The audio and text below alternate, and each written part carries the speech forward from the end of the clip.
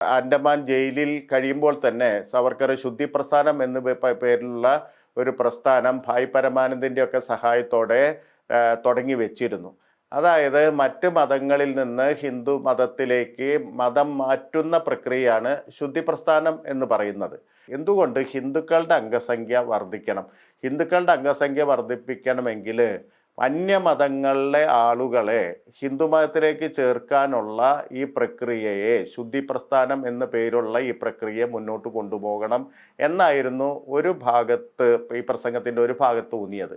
രണ്ടാമത്തത്, അസ്പൃശ്യരുടെ ഉന്നമനം എന്ന് പറയുന്നത് പ്രധാനമായിട്ടും ഈ ഹിന്ദു വംശീയ രാഷ്ട്രീയത്തിൻ്റെ ഒരു ആസന്ന ലക്ഷ്യമായിട്ട് സവർക്കർ പ്രഖ്യാപിക്കുന്നുണ്ട്. കാരണം നമ്മൾ നേരത്തെ പറഞ്ഞ പോലെ ബ്രാഹ്മണരെ മാത്രം മുന്നിൽ നിർത്തിയുള്ള ഒരു ബ്രാഹ്മണിസം എന്ന് പറയുന്നത് പ്രായോഗികമല്ല എന്ന് വളരെ ആഴത്തിൽ ഉള്ള തിരിച്ചറിവാണ്.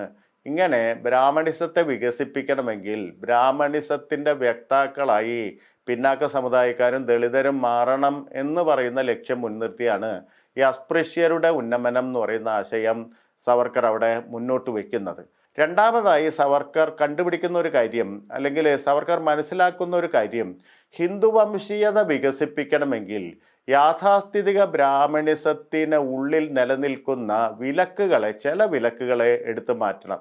ഇപ്പോൾ ഉദാഹരണമായിട്ട് ഈ നമ്മൾ നേരത്തെ തന്നെ സംസാരിച്ചിരുന്നു, യാഥാസ്ഥിതിക ബ്രാഹ്മണ്യം നിലനിൽക്കുന്നത് അതിൻ്റെ ഒരു ഇൻക്ലൂസിവിറ്റിയിലല്ല, മറിച്ച് എക്സ്ക്ലൂസിവിറ്റിയിലാണ്. എന്ന് പറഞ്ഞാൽ ആളുകളെ ഒരു ശുദ്ധരായ, ശുദ്ധി എന്ന് പറയുന്ന ഒരു ഒരു സങ്കല്പനം മുന്നോട്ട് വെച്ച് ബാക്കിയുള്ളവരെ, സവർണരെ, ബ്രാഹ്മണേതരരെ മുഴുവനായിട്ട് ബ്രാഹ്മണ സമുദായത്തിന് പുറത്ത് നിർത്തുന്ന ഒരു പ്രക്രിയയാണ് ബ്രാഹ്മണിസത്തിൻ്റെ, യാഥാസ്ഥിതിക ബ്രാഹ്മണിസത്തിൻ്റെ കാതൽ എന്ന് പറയുന്നത്.